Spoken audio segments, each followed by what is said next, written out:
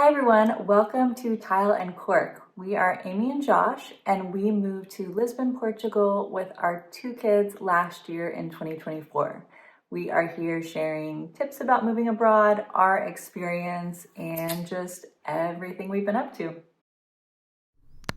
All right, so in today's video, we are going to talk about things we miss about the US.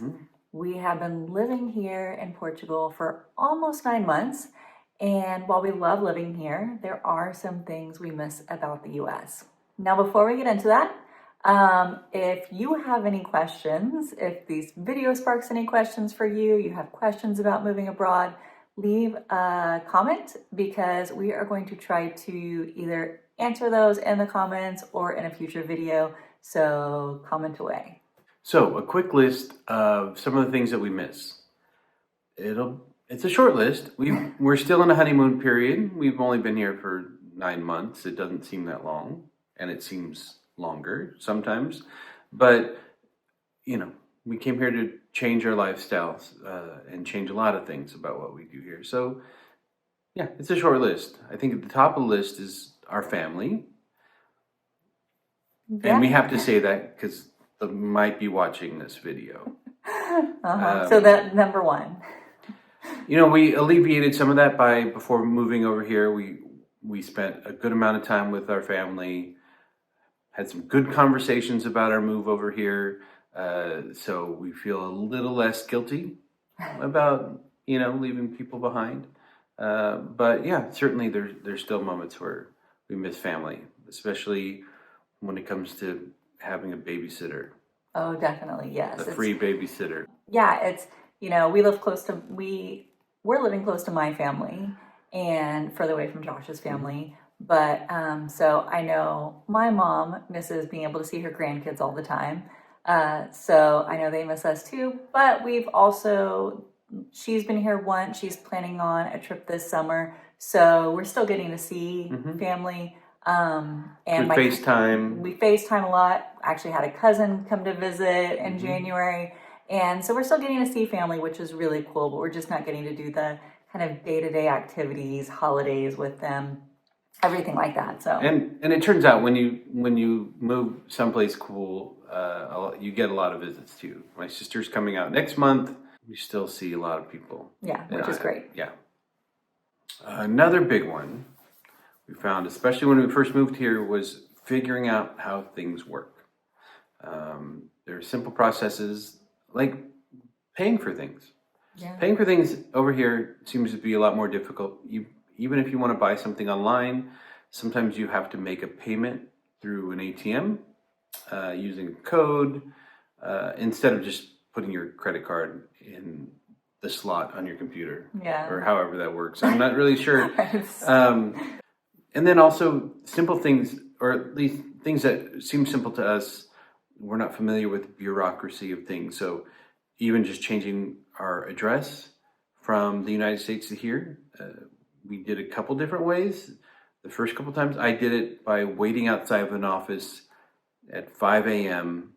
To make sure I was one of the first 12 people in line that was allowed to go in there and change my address. If I didn't make it, which happened, I would have to come back another day. Amy was able to change hers later, just online, like no problem. And we're not sure necessarily the reason why. Maybe it was because we had our residency appointment, or maybe I just didn't know. Yeah, it was. And that's the thing. A lot of times we just aren't sure of the right way. Now, things obviously in the U.S. have a lot of bureaucracy too, but at least it's bureaucracy that we're more familiar with. So we know what it's like to go to the DMV and different stuff. And no matter where you go to, if you go to the pharmacy or if you go to the doctor's office, and even though you have an appointment, you always have to get a ticket, like a number at the counter. You have to go to a screen and get distributed a number and then wait quietly for your number to be called. Even then, at the end of your appointment, if you want to make a new appointment or make a payment, you have to get another number and wait. It's not a lot of waiting. It's not, honestly, we wait, I feel more at the doctor's office in the United States. But yeah, it's an extra step. It gets a little bit more complicated if you don't read Portuguese. A lot of the screens are, you can translate to English, but not all of them.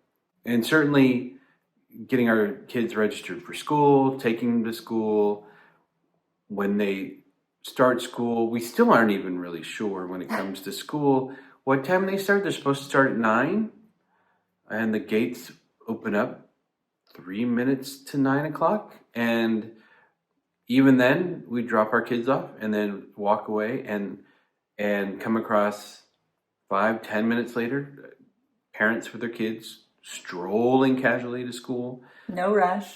Not sure. We don't know. So we're not sure what time school actually starts, but if there was an orientation for school, we missed it because yeah. we came in late. But yeah, there's a lot of things that we just don't know. We're learning. We're not completely sure of the processes. So these are things that we're learning and will learn, but it's kind of, we're figuring it all out. It's like being on another planet sometimes. Well, let's move on from the big concepts to smaller things that we miss. Actual things that we miss, that we have a hard. This is what you came for. So for me, I miss my pillow from the US. It was great. It was super comfortable. But when we moved here to Portugal, we did not bring our pillows because why would you? They're pillows. But so it took me several months, probably 3 months, to find a comfortable pillow. I tried ordering some online from IKEA. They were not great. I tried ordering some from Amazon that were just not great either. And then finally, in the store at IKEA, I wound up, I think, finding one that finally I liked. But it took 3 months of just like hating every single pillow I came across to finding one that I liked. Now, the one in the US, still better than the one I have now, but the one I have now is at least comfortable enough for me. I think I have two pillows stuffed into one pillowcase. I still haven't found any. I mean, granted, everyone knows you go to IKEA for pillows. But I don't know, yeah. We've been to even some bedding stores here, and I just don't know. If you know of a good place to get a pillow here in Lisbon, please comment and let me know, because trying out pillows is like hard. trying out mattresses. You can't just do it at the store. It's hard to tell. I've tried. They kick you out. They're like, we're closing. It's nighttime. I'm like, I've got to try the pillow. It's absolutely so hard to know. And, just seeing and feeling them in the store, what they're actually going to be like when you buy it. So that was a challenge. Now, one other thing that I think is just better in the US is floss. Dental floss. Dental floss, not the dance. Not candy floss, which is what they call cotton candy here. Mm-hmm. But yeah, dental floss.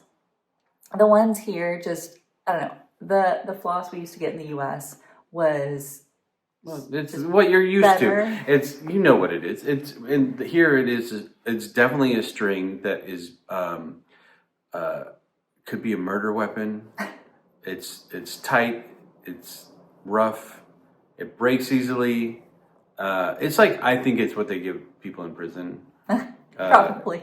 To torture them. And we did find kind of the floss we were like used to in the US a couple of times. Mm-hmm. And then it feels like it's just gone missing for a few months. Like where we used to get at the store, we don't see it anymore. Yeah. So anytime I go to the store, I kind of check and see if they have it, but I have not seen it for months now. Yeah. I mean, you're making it sound like a bigger deal than it is. It's a dental floss. It's a convenient thing that I just enjoyed the floss in the US more. I mean, for something that you use once a month, I feel like you're making a big deal of it. That's not true. Josh definitely flosses his teeth every night. Twice a month. All right, so let's talk about the next thing that we miss from the US. What is that? What is that? Oh, coffee.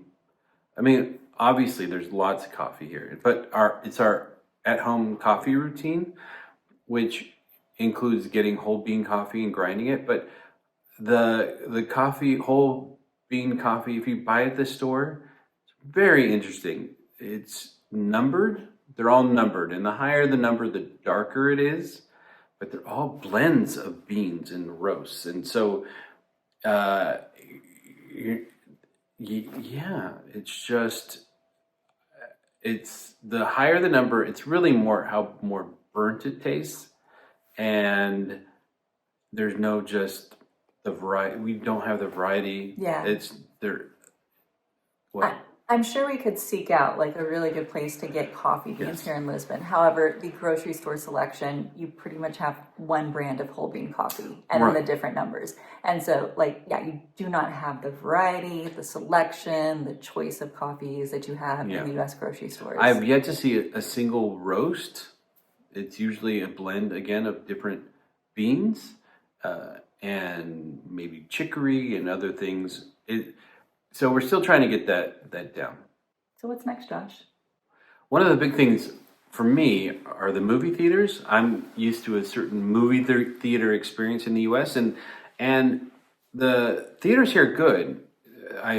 They have popular cinemas. Honestly, a lot of the theaters here play a large variety of movies, but they are mostly, if they're English films, they are in English and they have Portuguese subtitles, so that's not a problem. But if you were to see a foreign film in a language you do not understand, or if a film you see has a foreign language in it that would have subtitles for the audience, then they would put the subtitles in Portuguese. So, there's one of the theaters was doing a Japanese film series, and it sounded really cool. But I don't speak Japanese, and reading Portuguese I can get by, but not for a whole movie. So that's a little bit harder.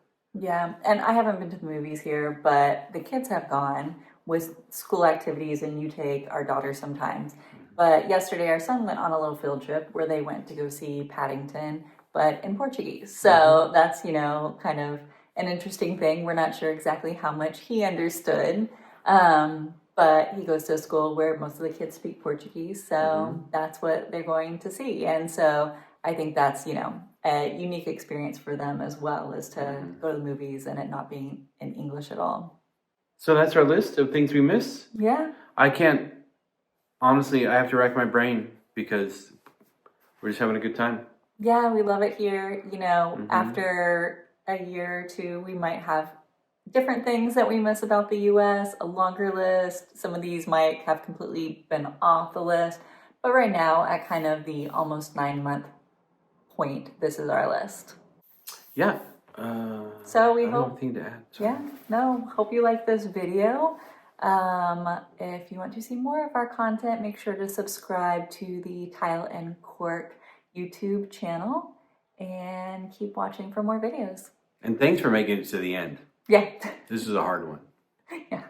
Appreciate it. Thanks, Mom. Bye.